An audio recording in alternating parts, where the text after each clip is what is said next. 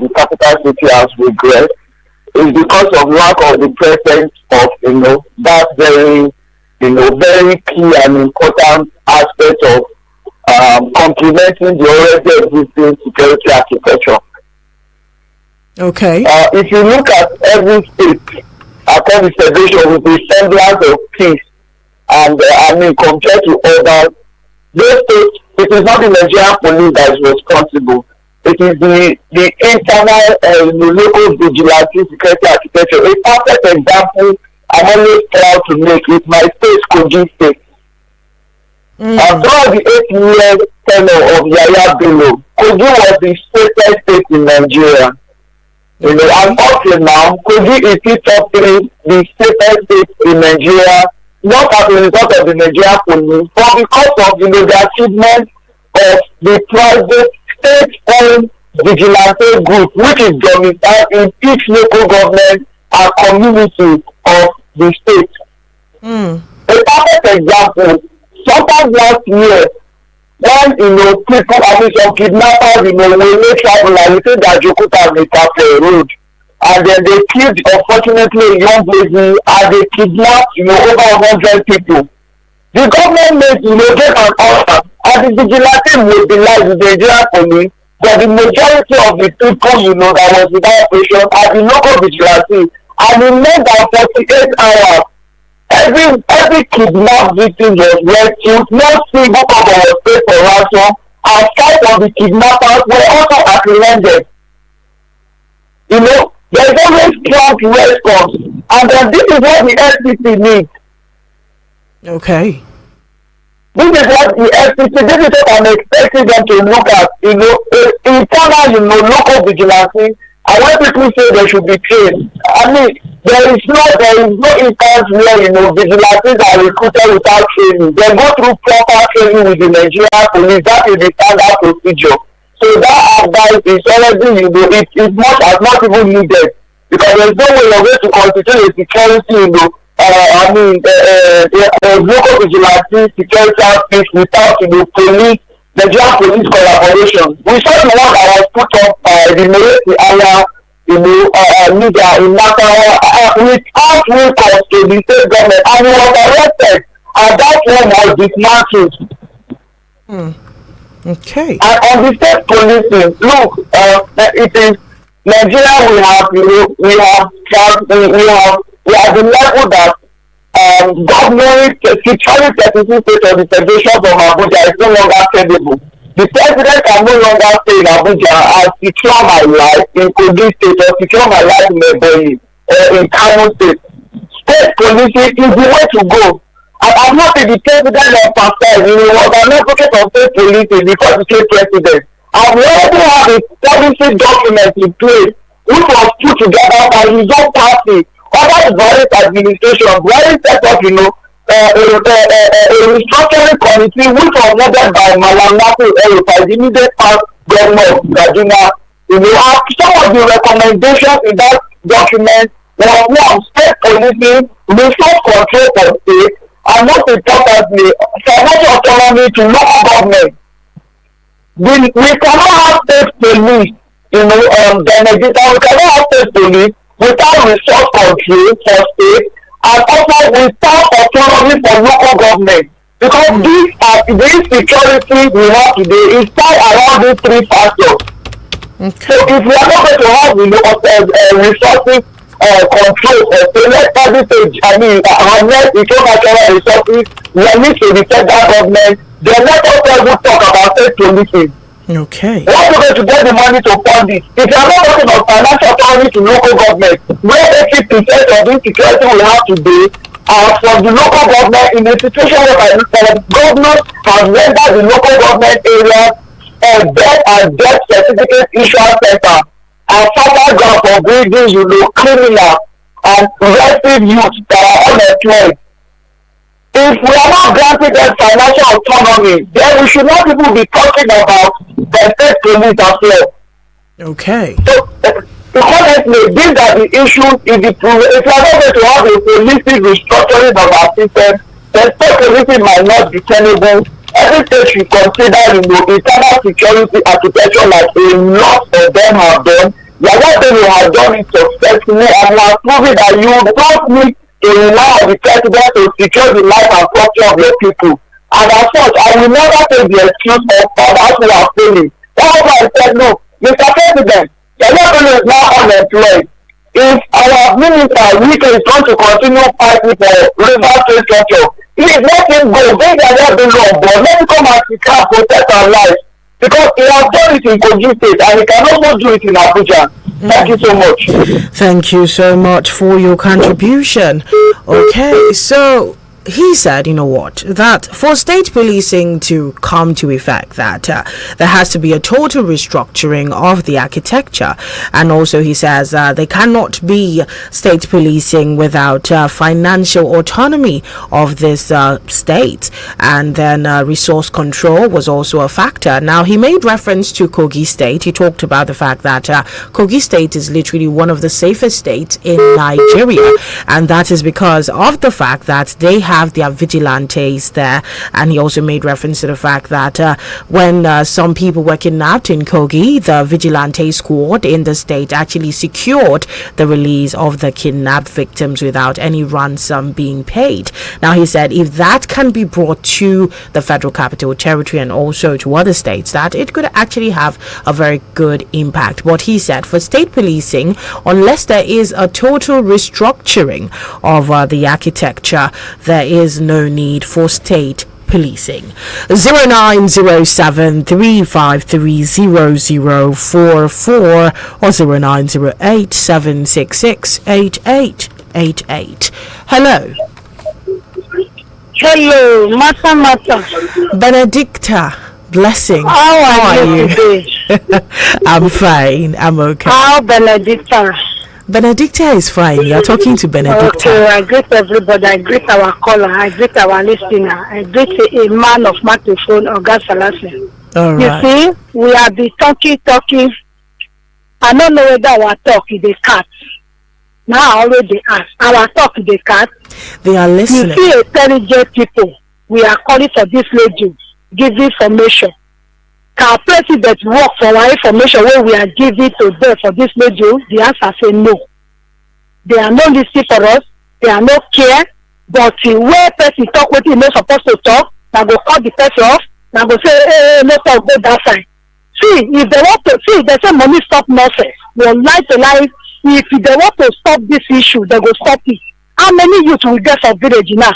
Where we want to do state waiting, like how many boys we get now? How many they don't kill? How many our boys where this Boko Haram they don't rubbish, where they don't kill? Who care for these people where they don't kill their people? Who care for them? Now they want to form a jubilation. I know say it's good. Can they pay their well? Police where they do a prayer now. Why police is just why you go catch some kidnapper now you go see police inside? Why they go judge? They go tell you say they never still receive their salary. They go tell you say their benefit they never still receive. Now you want to carry people children now say do jubilation. Who go pay them? Now question where I want to ask this money. Who go pay this state? Who go pay this jubilation? Now government go pay them and government don't approve it. Our president don't sign them for law. The answer make them not just dey kill our children for nothing sake. The police wey we employ wey Nigeria know how they take dey pay them. If you call up police now make them come out. How much salary are they receiving? They go tell you something now, their salary they never still receive. May we do the right thing. They know how to stop them. They bring their call for our Nigeria. They know how to stop them. Say, may they not do this thing. They will listen for them. And since when this thing they happen for common man, is there anyone who will happen for them? No. Can imagine, may they wear our shoe or one senator. May something happen for his pikin. I not pay may something happen for their pikin. Do you see say that senator go see people where they go talk? It's over this year. This new year when we enter now, killing. Kidnapper, now we say Sarah. Now we go say header. You can say no, may we sit where. Is it me say they don't know these people, whether they support all these people? Okay, some information they there. Some information they. Why they cannot question these people? Why they cannot sit where? Because they are children, they are not there among. Their wives know they are among. May we sit where they know how to fight it. Where they sit where? They go know how to fight the issue of Boko Haram. It will be manual state. May they pay our police way. May they take care of their way. Before they will now find a state working security. Bye-bye. Thank you so much, Blessing. Okay, so BB Blessing has asked a very important question. Now she said, okay, if we are saying they want to establish vigilantes, who will pay the vigilantes? And even if you're saying that they're going to be paid, can they pay them well? She made reference to the fact that if you check the kidnappers that have been brought to the public light, you would find out that some of these kidnappers are also men of law enforcement. And if you ask them why, they are saying they haven't been paid well. And she also said something that it is money that stops nonsense. That yes, if they want to do this, they should pay them well, and they should treat the security agencies well. And she also said that people cannot just be dying for nothing. The relevant authorities should do the needful so that the security agencies can actually protect us well. All right, thank you so much, BB Blessing, for your contribution. All right, hello. Hi, sure, my dear sister, I greet you well. Hello, my brother. How are you? I'm fine. Mr. Sunday calling you. It's hot afternoon. I've been a morning. It's morning. Good morning. You know, the sun is shining here, so we cannot differentiate until you look at your time. Okay, how are you doing today? I'm fine. You are studying the guy in matter, right? Yes, I am. But she'll be back on Monday. That is good. You know, the guy that talked about his state, you know, that guy that called is from Kogi State. Alamein. Everything I have been does, he does well. So, okay. So that is not, yeah, can you hear me now? I can hear you. And all of us here in Abuja knows how he performed in Kogi State. He knows the length of kidnapping and stuff in Kogi State. And you cannot just say 100% that he did well. He tried his best. So for me as a person, you know, it has been long we are sitting for state police. And many people were against it, that governors were jacked. Now that the insecurity has become the order of the day, they want to, they are encouraging people to get security. Somebody that is carrying AK-45 and you are giving the person cock and shoot. How will he be able to stand AK-45, AK-47 and cock and shoot? And sometimes, if it's not backed by law, you realize that police should be harassing them. Or if there's any accidental discharge and somebody died on the process, police will be frustrating them, you know? So that is why anybody that wants to establish security outfit should make sure that it's embarked by the law of the state. It's embarked by the law of the state, the national, the state of assembly, so that if there's anything, the law will stand for them, the law will speak for them. But if you just go ahead and establish it, at the end of the day, the same police that are encouraging that we should get vigilante, we still be the same set of people frustrating their effort. Look at what they did in Peace Corps. Peace Corps has gone extra mile to the extent that they have police start frustrating Peace Corps. If not, so many people would have been engaged today and they will be paying salary. That's how the dream of that youth corps what is the name of Peace Corps, almost like dying down. They now establish a joint civilian JTF degree in helping to fight insecurity, that is the Boko Haram. At the time, they give birth almost in the whole state. But today, police is still fighting them, you know, because they want to be recognized, they want to be signed by law, so that at least they will be a security outfit on their own by law. But their effort, police are still frustrating them. Even they are having problems here in FCT. They're now have to be in FCT that they should be in the state. So this is just a challenge here. So sometimes police always claim supremacy, you know. You know, that is even back they go through with this national these ones are their security during our pipelines and the rest. What's his name? Civilian, I've forgotten. You know, until Obasanjo now signed it to law, that's how it could be able to stand today. So this is just this superiority thing has been the supremacy thing has been the challenge why so many could not even rise today. And police alone cannot fight insecurity because they always admit that they are overwhelmed. You understand? And they say the set of people that will tell you to engage security. So for me, what we need is state policing. Okay. And state police need to be backed by the law, by the Senate. You understand? National Assembly. They need to, so that they will help to comb because this insecurity is coming from locality, or they should allow every state, every policeman to go back to their state. You cannot just bring somebody from Adamawa to come and manage Anambra. You should allow the DPO, the commissioner of the police, to come from that very state, that know the looks and cranny of that state. You cannot just bring somebody from Borunu to come and be commissioner of police in Anambra. Then bring somebody from Katsina to come and be the commissioner of police in Lagos State. You need to allow those that grow in that very location to manage that place and understand the cranny of that place. That's the only way the police can as well perform optimally. Okay. You understand? Because when you come as a new person, they will show you the terrain. But if you are born and brought up from that place, I think nobody needs to show you the terrain of that place, because it's your hometown. You will understand better and you will know the people better. So for me, police should really, step up. If they need help, they should open up. Let us help them. Not frustrating those that want to help you in the name of supremacy mercy. Have a nice celebration, my dear. Thank you so much. I really, really appreciate your contribution.